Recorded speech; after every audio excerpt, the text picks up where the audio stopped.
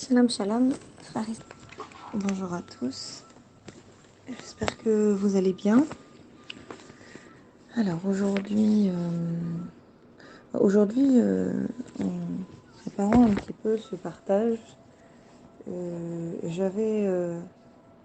pensais que j'avais à cœur de parler de la prière fervente, mais le Saint-Esprit en a décidé autrement.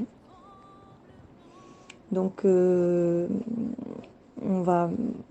en fait, je pense que c'est plutôt un peu une suite de notre partage de samedi dernier sur la puissance de Dieu.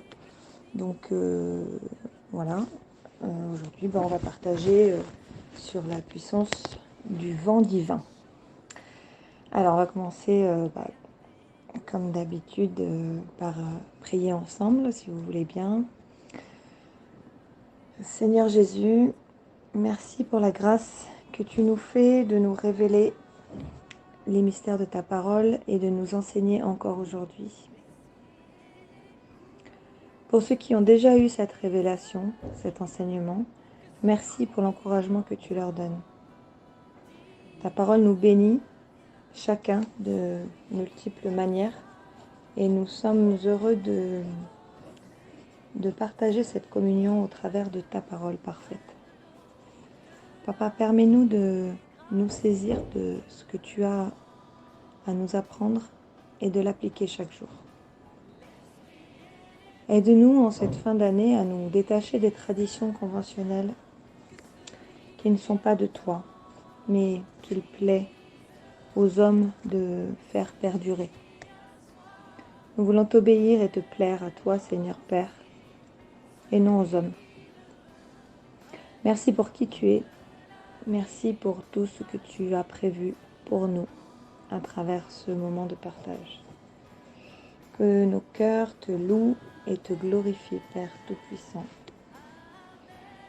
Nous t'avons prié, Seigneur, dans le nom de Jésus-Christ. Amen.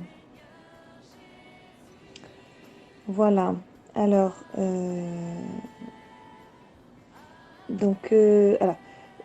je pense que c'est mieux de commencer par lire une bonne partie en fait d'un chapitre du livre 1 Roi. Ça va plutôt finalement dans ce que j'ai préparé, ça va plutôt se partager en deux parties un petit peu. Voilà. On va comprendre pourquoi après. Alors on va essayer de décortiquer donc le passage dans le livre 1 Roi du chapitre 19. Alors lisons 1 Roi chapitre 19. On commence par le verset 1er. Akab rapporta à Jézabel tout ce qu'avait fait Élie et comment il avait tué par l'épée tous les prophètes. Donc là, en fait, je fais juste une petite parenthèse pour resituer un peu. Là, on va parler du prophète Élie. Il était donc sous le règne du roi Akab, le roi d'Israël. Et Akab, c'était le mari de Jézabel. Et donc, en fait, Élie, il était a priori le seul à lutter contre l'apostasie qui régnait au sein du peuple d'Israël, en fait. Voilà, parce que Akab et Jézabel avaient fait dresser plein de statuettes et de monuments à la gloire de leur Dieu. Et du coup, Élie, lui, il avait tué tué une grande partie des prophètes de Baal, et même probablement tous. Donc voilà. Donc Akab vint rapporter à Jézabel, parce qu'en fait Akab était le roi, mais Jézabel le tenait. Jézabel, elle était... Quand on parle de l'esprit de Jézabel de nos jours, là, c'est vraiment cet esprit-là de dominance féminine, de pouvoir féminin qu'on essaye d'exercer sur les hommes, que certaines femmes essayent d'exercer sur les hommes. C'est l'esprit de séduction et voilà, cet esprit de dominance sexuelle et dominance tout court, en fait. Voilà. Donc Akab, lui, il était complètement soumis à Jézabel. C'est pour ça qu'il nous est dit il est venu rapporter à Jézabel tout ce que Élie avait fait et la manière dont il avait tué par l'épée tous les prophètes. Donc on continue verset 2. Jézabel envoya un messager à Élie pour lui dire que les dieux me traitent dans toute leur rigueur si demain à cette heure, je ne fais de ta vie ce que tu as fait de la vie de chacun d'eux. Élie, voyant cela, se leva et s'en alla pour sauver sa vie. Il arriva à Beersheba, qui appartient à Juda, et il y laissa son serviteur. Donc il avait un serviteur avec lui, et donc il l'a laissé à Beersheba, et il est parti tout seul. Pour lui, il alla dans le désert où, après une journée de marche, il s'assit sous un genêt et demanda la mort, en disant « C'est assez maintenant, Éternel, prends mon âme, car je ne suis pas meilleur que mes pères. » Il se coucha et s'endormit sous un genêt. Et voici un ange le toucha et lui dit « Lève-toi, mange. » Il regarda, et il y avait à son chevet un gâteau cuit sur des pierres chauffées et une cruche d'eau. Il mangea et but, puis se recoucha. L'ange de l'Éternel vint une seconde fois, le toucha et dit « Lève-toi, mange, car le chemin est trop long pour toi. » Il se leva, mangea et but. Et avec la force que lui donna cette nourriture, il marcha 40 jours et 40 nuits jusqu'à la montagne de Dieu à Horeb. Et là il entra dans la caverne, et il y passa la nuit. Et voici la parole de l'Éternel lui fut adressée en ces mots. « Que fais-tu ici, Élie » Il répondit, « J'ai déployé mon zèle pour l'Éternel, le Dieu des armées, car les enfants d'Israël ont abandonné ton alliance. Ils ont renversé tes autels, et ils ont tué par l'épée tes prophètes. Je suis resté, moi seul, et ils cherchent à m'ôter la vie. » L'Éternel dit, « Sors, et tiens-toi dans la montagne, devant l'Éternel. » Et voici l'Éternel passa. Et devant l'Éternel, il y eut un vent fort et violent, qui déchirait les montagnes et brisait les rochers. L'Éternel n'était pas dans ce vent. Et après le vent, ce fut un tremblement de terre. L'Éternel n'était pas dans le tremblement de terre. Et après le tremblement de terre, un feu. L'Éternel n'était pas dans le feu. Et après le feu, un murmure doux et léger. Quand Élie l'entendit, il s'enveloppa le visage de son manteau. Il sortit et se tint à l'entrée de la caverne. Et voici une voix lui fit entendre ces paroles. « Que fais-tu ici, Élie » Il répondit, « J'ai déployé mon zèle pour l'Éternel, le Dieu des armées, car les enfants d'Israël ont abandonné ton alliance. Ils ont renversé tes autels, et ils ont tué par l'épée tes prophètes. Je suis resté moi seul, et ils cherchent à m'ôter la vie. » L'Éternel lui dit, « Va, reprends ton chemin par le désert jusqu'à Damas, et quand tu seras arrivé, tu oindras Hazaël pour roi de Syrie. Tu oindras aussi Jéhu, fils de Nimshi, pour roi d'Israël, et tu oindras Élisée, fils de Shaphat, d'Abel-Méhola, pour prophète à ta place. Et il arrivera que celui qui échappera à l'épée de Hazaël, Jéhu le fera mourir. Et celui qui échappera à l'épée de Jéhu, Élisée le fera mourir. Mais je laisserai à Israël 7000 hommes, tous ceux qui n'ont point fléchi les genoux devant Baal, et dont la bouche ne l'a point baisé. » Et il partit de là, et il trouva Élisée, fils de Shaphat, qui labourait. Il y avait devant lui 12 paires de bœufs, et il était avec la 12e. Élie s'approcha de lui, et il jeta sur lui son manteau. Élisée quittant ses bœufs, courut après Élie et dit « Laisse-moi embrasser mon père et ma mère, et je te suivrai. » Élie lui répondit « Va, et reviens, car je pense à ce que je t'ai fait. » Car pense, pardon, à ce que je t'ai fait. Après s'être éloigné d'Élie, il revint prendre une paire de bœufs qu'il offrit en sacrifice avec l'attelage des bœufs. Il fit cuire leur chair et la donna à manger au peuple. Puis il se leva, suivit Élie et fut à son service. Alors là, il y a plein de choses à dire. C'est souvent, alors c'est un passage qui a été beaucoup expliqué. Voilà, on a souvent parlé de ce vent terrible, ce tremblement de terre, etc. Et puis surtout cette condition que Élie avait à ce moment-là où il était en pleine dépression. C'était terrible, quoi. Il voulait carrément que le Seigneur lui enlève la vie. Lui, il pensait en fait qu'il était tout seul et il voyait que sa condition, en fait. Et ce qu'on voit là, en fait, c'est que Élie, il avait un serviteur pour l'accompagner et il fit ce choix de le laisser et de continuer tout seul, d'aller s'isoler.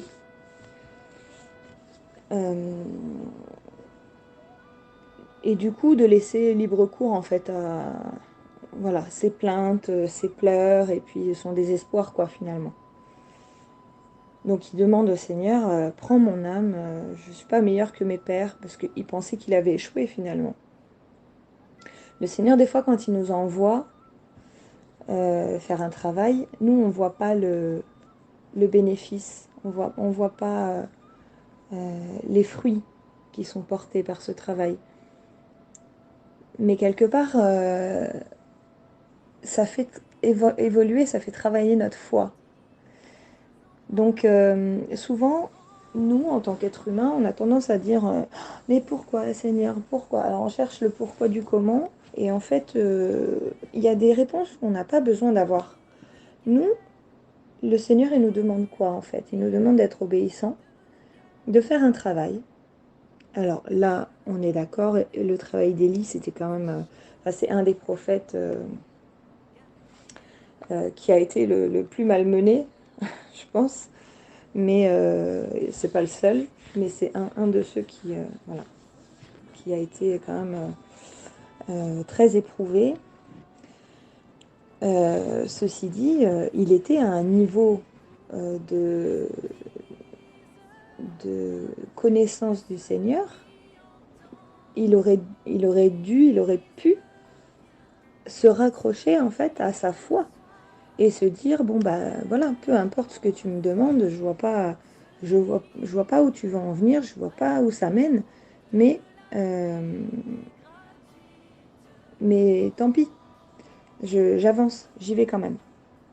Mais il n'a pas fait, il a choisi justement de baisser les bras à ce moment-là. Alors c'est touchant parce que le Seigneur le laisse pas comme ça en fait. On voit que au moment où donc effectivement il le laisse se plaindre, et au moment où il s'endort, hein, le Seigneur vient lui parler. Il envoie un de ses anges qui lui dit mais mange parce que tu vas avoir besoin. Donc il mange une première fois et puis il se rendort, et la deuxième fois, l'ange lui redit la même chose. Mange parce que ton chemin va être long. Et des fois, on a une parole comme ça du Seigneur, mais on la saisit pas. On se dit, ouais. Et lui, il a dû se dire, bon, bah, ok, je mange. Mais en fait, il a peut-être pas compris enfin, ce que l'ange lui a dit. C'est-à-dire le plus important, c'était pas tellement... c'était important qu'il mange parce qu'il devait être épuisé et il avait besoin de reprendre des forces. Mais le plus important dans cette parole-là, c'est qu'il avait un début de réponse. Et le Seigneur, il n'avait pas l'intention de lui reprendre la vie là, tout de suite, maintenant, parce qu'il le demandait. Mais l'ange venait de lui dire, mange parce que ton chemin va être long. Ça veut dire que tu vas encore avoir beaucoup de travail. le Seigneur va encore t'utiliser. Et quand le Seigneur nous utilise pour faire un travail, ben, il demande simplement à ce qu'on soit obéissant. Et la foi qui nous guide, c'est justement cette confiance aveugle. J'avais entendu un prédicateur il y a quelques années qui faisait cette métaphore comme ça par rapport à la foi. Il disait c'est comme si on décidait d'accepter de marcher sur un fil tendu entre deux montagnes en tenant la main du Seigneur. Une main invisible, les yeux bandés. Voilà, et on avance sur ce fil, mais on sait pertinemment que on tient la bonne main et qu'on risque rien. Mais en fait, la foi, c'est ça. On ne sait pas où on va des fois, mais le Seigneur, il nous emmène là où il veut nous amener. Voilà, donc ce passage nous raconte aussi que quand Dieu demande à Élie ce qu'il fait dans la grotte, un peu plus loin, Élie, donc toujours très dépressif, donc se plaint au Seigneur et en disant que lui, il a fait tout ce qu'il pouvait et voilà, mais il dit moi je suis tout seul et je suis pas mieux que ceux qui ont fait avant moi parce que j'ai pas réussi à faire mieux. Donc quelque part, c'est son orgueil aussi qui est touché. Et nous, on est un peu comme ça aussi. On pense que avoir du résultat, c'est faire mieux que les autres. Bah pas forcément, parce qu'on n'est pas forcément amené à renchérir à chaque fois par rapport à ceux qui sont passés avant nous. On ne sait pas tout et on ne sait pas les combats qu'ils ont eus et puis c'est pas le même travail parce que c'est pas avec les mêmes personnes. Donc voilà. Donc lui, bah, il dit, moi je suis tout seul, et puis en plus ils veulent me tuer, j'en peux plus, voilà. Autant que ce soit toi qui vienne me chercher. L'Éternel lui demande de sortir, au verset 11 et 12, et là il lui démontre que c'est pas forcément par la violence qu'il y arrivera. Ce vent, ce tremblement de terre, le feu, dans la Bible, on nous parle souvent que Dieu est un un feu dévorant. C'est un vent impétueux, tout ça, etc. Il y a beaucoup, beaucoup de versets qui nous font référence à ce trait de caractère. Mais là, en l'occurrence, il n'est pas là-dedans. Ce qu'il veut lui démontrer, c'est que ça sert à rien qu'il se flagelle comme ça, parce que c'est pas ce que le Seigneur il veut. Et que le Seigneur, il est toujours avec lui, même si lui, dans le cas présent, Élie, il ne voit pas les résultats. Mais le Seigneur, il sait, lui. C'est lui qui maîtrise tout. Donc là, il veut lui démontrer que quand il va lui parler, Élie le saura, en fait, et que c'est pas la peine qu'il s'inquiète. Et effectivement, quand il entend cette parole, ce murmure doux et léger, bah, ça l'encourage. Donc il commence à mettre son manteau sur lui. Sauf que du coup, il n'arrive pas à franchir le seuil de la caverne. Et il doit reprendre sa route, mais il n'y arrive pas. Donc là, le Seigneur lui redit encore, mais qu'est-ce que tu fais ici? Et de nouveau, il se remet à se plaindre. Donc là, voilà, c'est vraiment une image que le Seigneur nous donne là pour nous montrer que le Seigneur, il est toujours là en fait pour nous relever, mais il ne nous relève pas avec violence en fait. Il nous relève tout doucement. Donc au verset suivant, l'Éternel lui dit de repartir et il lui dit tout ce qu'il attend qu'il fasse. Il lui annonce voilà, ce qui va se passer. Et puis les promesses. au verset 18, qui vont résulter de son travail. Du coup, Élie, il est fortifié, il est boosté là, hop, il s'en va. Et effectivement, il trouve, comme le lui annonce le Seigneur, Élisée sur son chemin. Et c'est souvent ça en fait. Donc Élie, je ne sais pas s'il avait bien saisi tout ce que le Seigneur lui a dit, mais euh, ça montre que le Seigneur, il met les bonnes personnes sur notre chemin. Si on décide d'activer notre foi, d'avancer, peu importe, on ne sait pas où on va, on ne sait pas comment on doit faire, on a confiance dans le Seigneur, il va nous guider. Et ben, il va mettre les bonnes personnes sur notre chemin. Et Élisée, c'est quand même une bénédiction pour Élie. Et là, en fait, il lui a donné la clé. Euh, Quand il lui a parlé, le Seigneur, il lui a dit, tu trouveras, tu oindras aussi, je retrouve le verset, tu oindras, donc Jéhu, roi d'Israël, pour roi d'Israël, et tu oindras Élisée, fils de Japhat, d'Abel Méola, pour prophète à ta place. Donc, ben là, il a quand même... alors, si on ne connaît pas la suite, on peut se dire, ah bah voilà, bah là, il lui dit carrément qu'il va le remplacer. Mais bon, Élie, il doit être complètement fatigué, quoi. Et, ça se trouve, il n'en peut plus, hein. Là, il est en voie, il était quand même un peu au bout de sa vie, comme on dit, hein. Donc, bah, je sais pas, probablement, il a pas saisi cette information-là. Mais peu importe. Là, il est tellement fortifié que du coup, il décide de faire... voilà.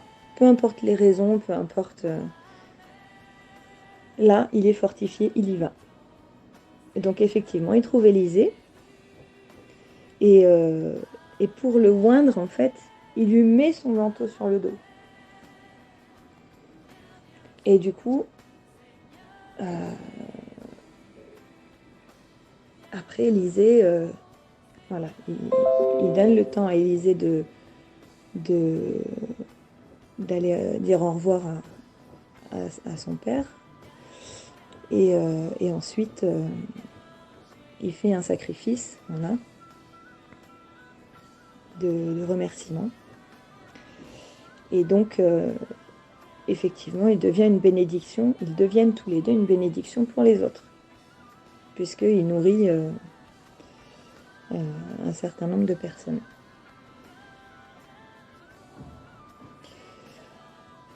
Euh, Pardon, j'ai juste, voilà, c'est mon ordi qui me fait un petit coup bizarre. Donc voilà. Donc effectivement, on nous parle souvent d'un vent fort. On nous parle d'un vent fort et violent.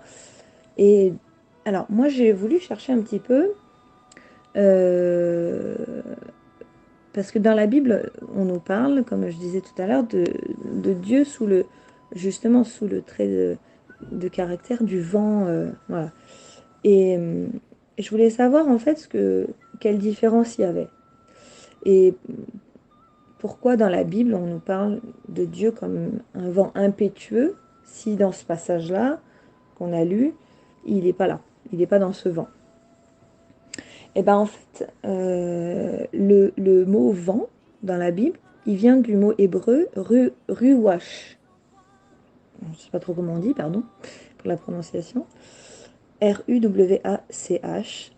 Et en fait, ça veut dire souffle, esprit. Et du coup, là, on peut se dire que dans ce passage-là, le Seigneur, euh, il a voulu faire comprendre en fait à Élie, et nous faire comprendre aussi, euh, que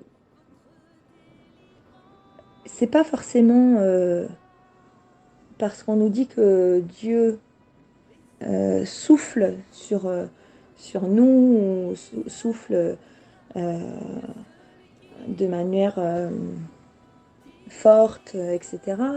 Et qu'il accomplit beaucoup de choses par le vent. Il a accompli beaucoup de choses par le biais du vent dans l'Ancien Testament. Et il faut faire attention, en fait.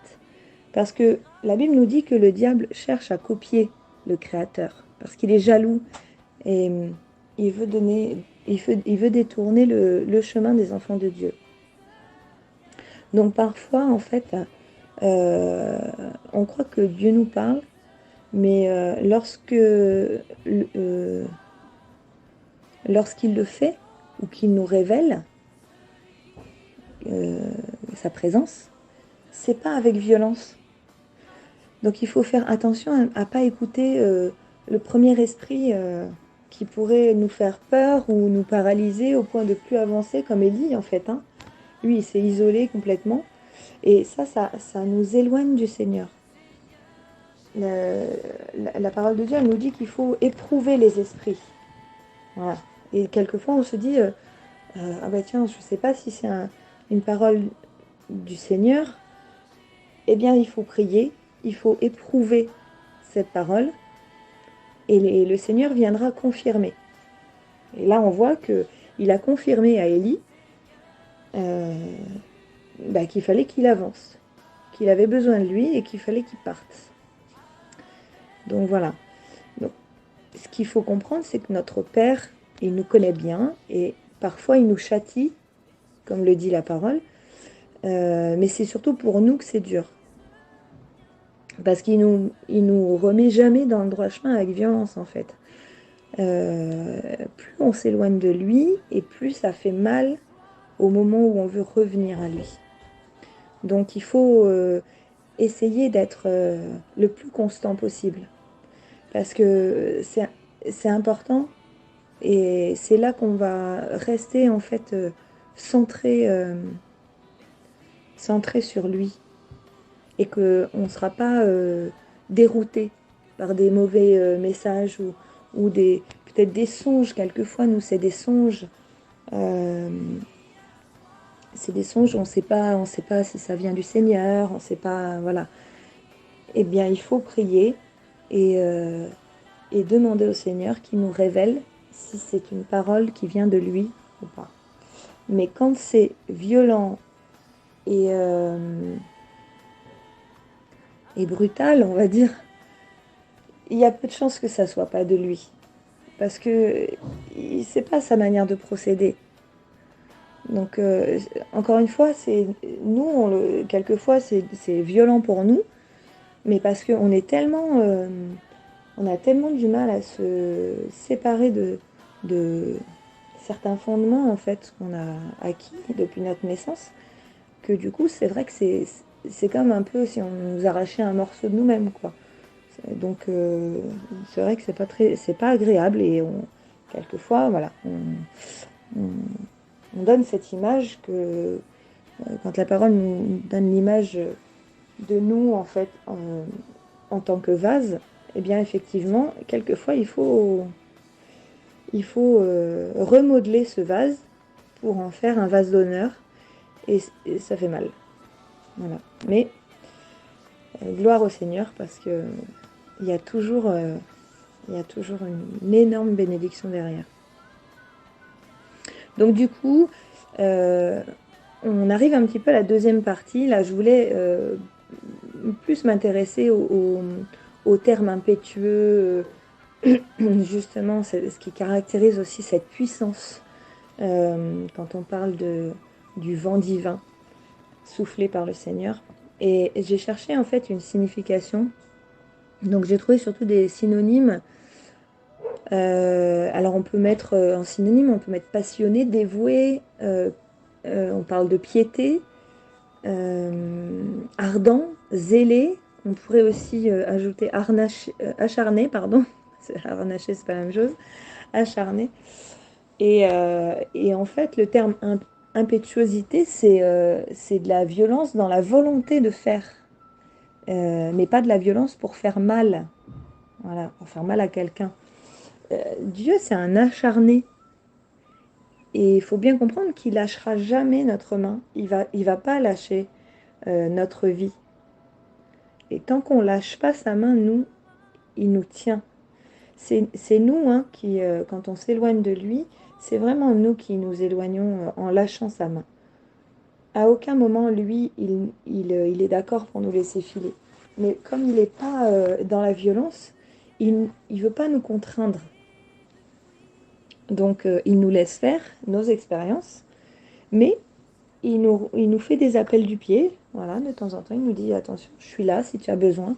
Et que quelquefois, on est tellement loin de lui qu'on n'arrive plus à, à reconnaître justement ces petits appels-là. Donc voilà.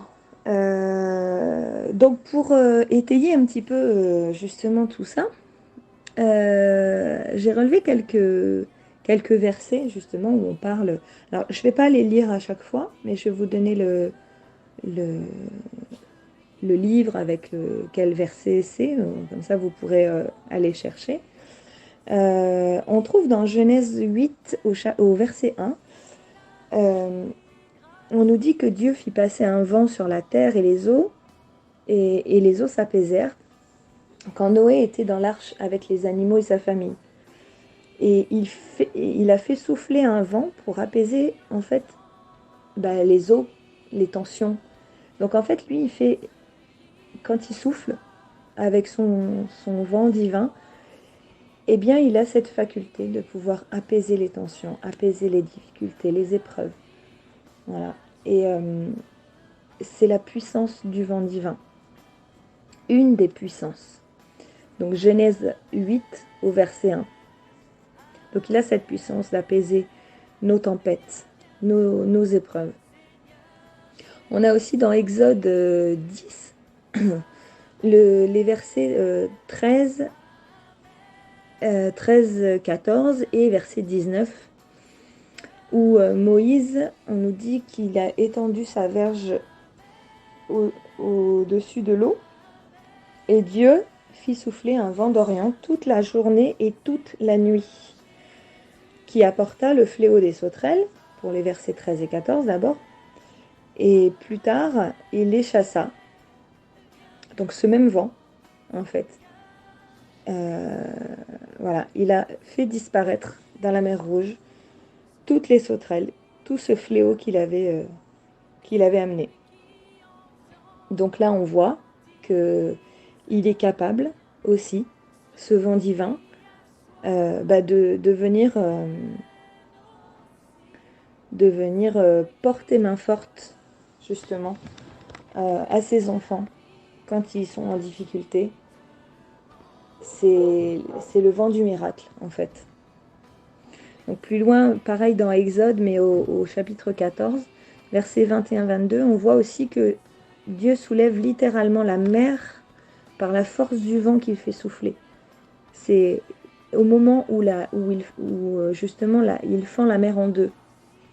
Et il fait souffler un vent impétueux toute la nuit, il nous est dit, pour que les enfants d'Israël passent au milieu de la mer à sec, qu'ils puissent marcher. Voilà, qu'ils ne soient pas tout mouillés de partout, qu'ils ne risquent pas de se noyer. Lui, il libère notre chemin. En fait, il trace notre chemin. Et nous, on a juste à marcher le long de ce chemin. C'est une belle image, en fait. Et donc là, on voit encore une troisième forme de puissance. Il domine le vent et il l'utilise comme il le souhaite, au profit de ses enfants. Et du coup, il confond en même temps les ennemis de ses enfants. Parce qu'on sait très bien après que les Égyptiens, le pharaon et son armée a voulu traverser derrière les enfants d'Israël. Mais là, Dieu a cessé de faire souffler le vent. Et la mer est retombée et ils sont morts noyés. Donc voilà. Donc il est aussi capable, voilà, d'utiliser, de dominer le vent. Parce que c'est sa création. Dans Nombre, chapitre 11, verset 31 aussi, on nous dit qu'il fit souffler un vent qui apporta des cailles en abondance pour les enfants d'Israël, quand ils étaient dans le désert, et quand ils se plaignaient de ne manger que de la manne. Donc en fait, les enfants d'Israël, ils étaient vraiment difficiles. Ils étaient nourris, ils avaient cette manne, cette nourriture céleste. En fait, quand on lit ce passage, c'est pas seulement une nourriture pour leur corps, mais en fait, on s'aperçoit que le Seigneur, ça veut dire, au sens figuré, qu'il était là. Au sens propre, il nourrissait leur corps avec la manne, et puis au sens figuré, il était là. Euh, il y avait cette nourriture céleste, comme ce qu'est la parole, sa parole pour nous. C'est notre nourriture de l'esprit, notre nourriture céleste. Donc eux, ils avaient ça tous les jours et ils arrivaient à se plaindre. Donc on voit en fait que par le vent qui fait souffler, ben, il nourrit ses enfants aussi. Il apporte la bénédiction en ordonnant au vent de diriger les oiseaux, justement, vers ceux qui ont besoin. Donc voilà, c'est des exemples, il y en a plein, plein d'autres, mais c'est quelques exemples de la puissance du vent divin euh, que le Seigneur fait souffler sur notre vie aussi, à nous. Donc c'est des bons exemples dont il faut se nourrir et auxquels il faut se raccrocher, nous, parce qu'on en a besoin chaque jour. Il y a aussi, alors vite fait, j'en ai pris que deux, hein, parce qu'il y en a tellement. Dans les psaumes, en fait, on fait référence à un trésor, le vent. Et j'ai relevé dans la version de la BJC, qui est disponible en téléchargement si vous voulez. C'est vraiment une très bonne version parce que ils ont essayé d'être vraiment fidèles au texte d'origine le plus possible. Et ils mettent plein d'explications, plein de petits onglets comme ça sur lesquels vous pouvez cliquer pour avoir des explications. Donc on est dans le psaume 135 au verset 7. Là, je vais les lire parce qu'ils ne sont pas très longs. Donc dans la version de la BJC, il nous est dit « C'est lui qui fait monter les vapeurs des extrémités de la terre, il fait les éclairs et la pluie, il tire le vent hors de ses trésors. » Donc pas des trésors du vent, mais de ses trésors à lui en fait. Il considère que le vent, c'est un de ses trésors dans les cieux.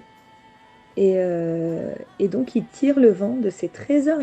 Quand il nous fait souffler son vent divin, c'est un trésor qu'il nous envoie. Soit parce qu'il vient pour la délivrance, soit parce qu'il vient pour nous nourrir, soit parce qu'il vient pour nous guérir, pour les miracles. Enfin, il y a plein de raisons pour lesquelles il fait souffler son vent divin. Et je trouve ça extraordinaire, c'est fort, quoi. Donc, lui, bah, ça veut dire qu'il est au milieu.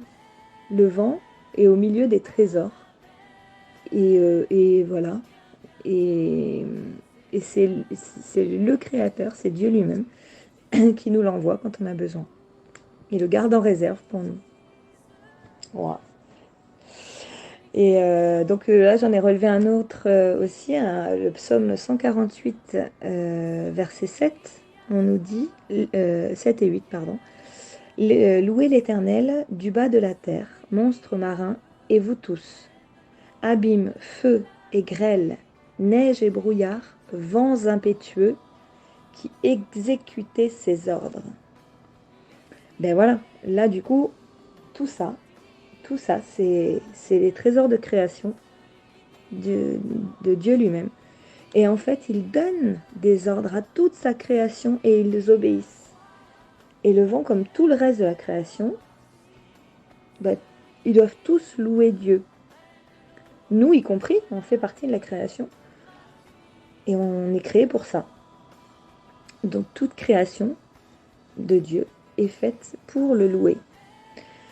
Alors, des fois, on se dit, ouais, mais comment la nature, elle peut louer Dieu parce qu'elle ne parle pas. Et tout simplement parce qu'à la base, tout ce que Dieu a créé devait être connecté à lui. Quand on lit la Genèse, on voit que il a dit à Adam et Ève, comme on avait dit la dernière fois, on en a parlé, que tout était sous la domination de l'homme. Il a dit, je vous donne tout et vous avez tout sous votre domination. Les animaux, la nature entière. Donc, il y avait une réelle connexion en fait. Et quand Adam et Ève, ils ont péché, et qu'ils ont découvert qu'ils étaient nus, ils ont eu honte. Mais à aucun moment, en fait, Dieu, il avait honte de ce corps humain parce que c'est lui qui l'a créé. Et donc, voilà, il savait très bien. Il n'y avait pas ce regard comme nous, on peut avoir maintenant, pudique, ou il y avait pas de notion de pudicité ou de perversion ou quoi que ce soit. Et donc, en fait, à partir du moment où ils ont péché, ils ont rompu cette connexion. Il y a rien qui a été créé dans les cieux ou sur la terre qui soit à la base en manque de quoi que ce soit. Quand il a mis l'homme, il a soufflé dans ses narines le souffle de vie, il a mis l'homme, il a placé l'homme dans le jardin d'Éden, il avait déjà tout créé. L'homme, l'être humain, enfin Adam et Ève, ils n'avaient plus qu'à attendre le bras pour se servir des fruits qui étaient là. Ils avaient, voilà, tout était pour eux en fait. Il leur avait juste dit, vous ne mangerez pas des fruits de cet arbre-là, voilà. Mais tout le reste, vous pouvez. Donc, donc il n'y a rien, en fait, dans la nature que Dieu a créée à qui il manque quoi que ce soit au départ. Tout est, au départ, parfaitement orchestré pour que chacun se suffise à lui-même ou qu'il trouve de quoi lui suffire. Donc, et donc il y a juste l'homme, ben justement, la femme a été créée pour l'homme. C'est une aide qui a été créée pour l'homme parce que l'homme, justement, Dieu a jugé bon qu'il ait justement une aide. Voilà. Mais, même eux, ils ne manquaient de rien. Donc, ils avaient juste à louer Dieu. C'était leur travail. C'était prendre soin de cette nature, mais reconnaître Dieu comme le créateur qui a, qui a tout fait parfaitement. Voilà. Ils louaient en fait leur Dieu créateur pour l'harmonie et la personne qu'il est, l'harmonie qu'il a mis dans cette nature, dans sa création, et puis le louer pour qui il est, c'est-à-dire Dieu parfait, quoi. Voilà. Et nous, on est censé être connectés à notre créateur et le louer en toutes circonstances. Notre cœur doit lui être tout le temps reconnaissant. Il a voulu comme ça, c'est ainsi qu'il a voulu qu'on soit. Et un chrétien qui n'a pas envie de prendre du temps pour louer son Dieu, pour tout ce qu'il fait pour lui dans sa vie ou par rapport à sa parole, voilà, qui lui ouvre les yeux sur la perfection de ce Seigneur merveilleux, ben, c'est un chrétien charnel en fait, qui n'a pas véritablement d'intimité avec Dieu. Voilà, donc on avance un petit peu, on va bientôt terminer. Il y a un verset justement qui reparle voilà, de tout ça, et que j'aime bien ce verset parce qu'il parle tout seul, je trouve. C'est Amos, au chapitre 4, au verset 13. Il nous est dit, car voici celui qui a formé les montagnes et créé le vent, et qui fait connaître à l'homme ses pensées, celui qui change l'aurore en ténèbres, et qui marche sur les hauteurs de la terre, son nom est l'Éternel, le Dieu des armées. Ben là, on nous dit bien que c'est Dieu qui nous fait connaître sa pensée. Ça nous parle de la grandeur de notre Créateur. Lui qui a tout créé parfaitement, et il nous a créés parfaitement. Il veut, plus que tout, nous faire connaître ses pensées, pour qu'on connaisse aussi et qu'on fasse sa volonté, qu'on accomplisse sa volonté, parce que lui, il sait ce qui nous convient mieux que personne. Il nous a créés, il nous connaît mieux que personne. Il connaît nos failles, il connaît nos forces, il sait comment il nous a fait, comment on est foncièrement et comment on a évolué aussi. Donc quand il nous appelle à lui, il sait déjà ce qui a besoin d'être changé en nous. En fait, il sait par quoi il va devoir commencer, dans quel ordre il va procéder. Et il sait très bien qu'on a été modifié, qu'on a été formaté par ce monde et la domination démoniaque qui règne ici. Donc nous, il nous faut lutter avec violence justement pour accepter de plus être sous cette domination et laisser le Seigneur reprendre sa place sur sa création, sur notre vie, reprendre ses droits sur notre vie ici et notre vie future aussi, parce qu'il nous offre cette vie éternelle. Et voilà, on ne peut pas dire qu'on aime le Seigneur si on n'accepte pas qu'il soit notre souverain, qu'il soit souverain sur notre vie. Dans tous les livres de la Bible, on retrouve ce vent, on nous parle de ce vent. Je crois qu'il n'y a pas un livre, ou très peu en tout cas, de livres dans la Bible où on ne nous parle pas de ce vent un peu impétueux, ou voilà, avec d'autres adjectifs aussi, qui délivre, qui agite les flots ou qui apporte la bénédiction. Notre Dieu, il est puissant, il est partout, et puis il fait ce qu'il veut. Le psaume 135, verset 6 nous dit « Yahweh fait tout ce qui lui plaît, dans les cieux et sur la terre, dans la mer et les abîmes. » Vous savez, frères et sœurs, ça ne sert à rien de lutter.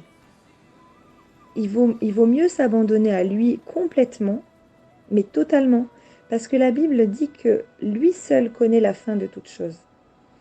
Je parlais tout à l'heure des puissances démoniaques qui règnent ici sur terre.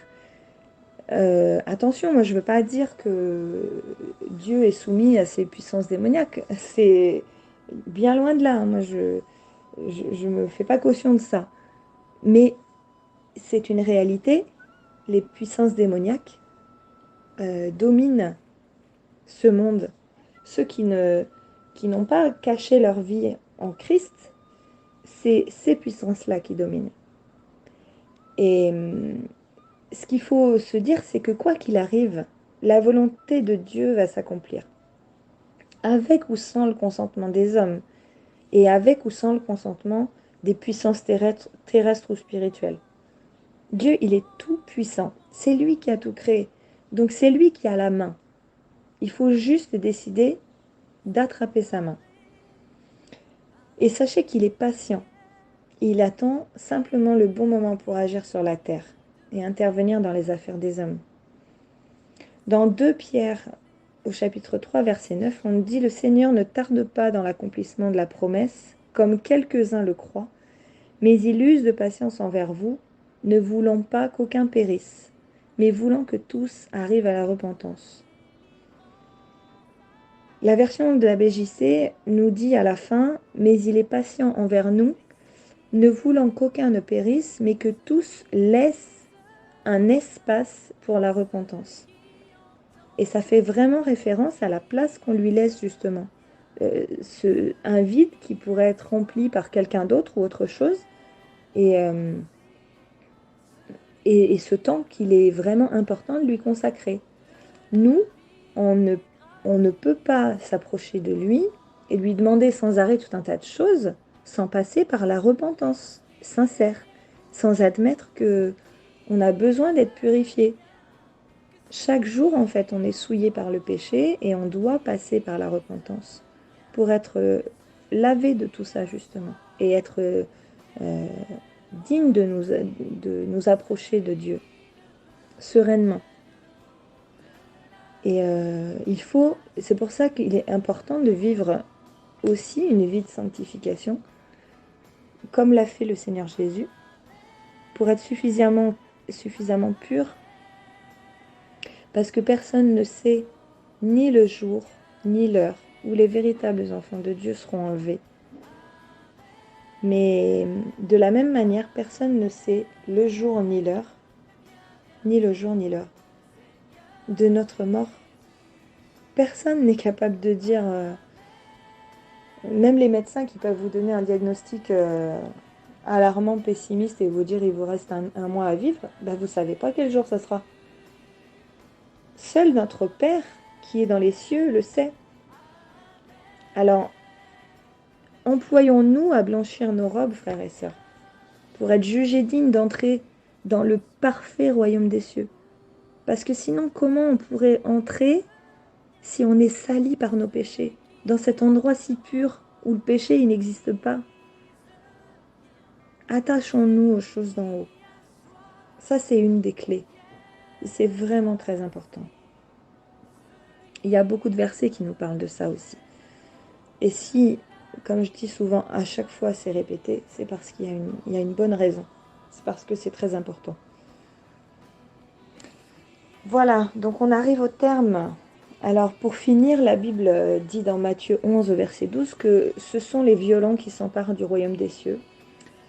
Et ben du coup, je pense que ça sera pour samedi prochain, si le Seigneur le veut bien.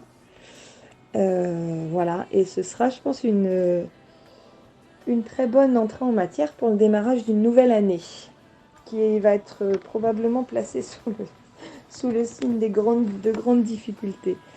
Voilà, on va voir, je pense, sans être pessimiste, une année bien difficile encore à affronter, donc il faut s'équiper un maximum. Voilà, donc si le Seigneur permet, moi je serais ravie d'être encore là la semaine prochaine. Et voilà, je vous souhaite que notre Seigneur Jésus, notre Dieu d'amour et de guérison, vous apporte sa paix, vous laisse dans sa piété permanente et en cette fin d'année.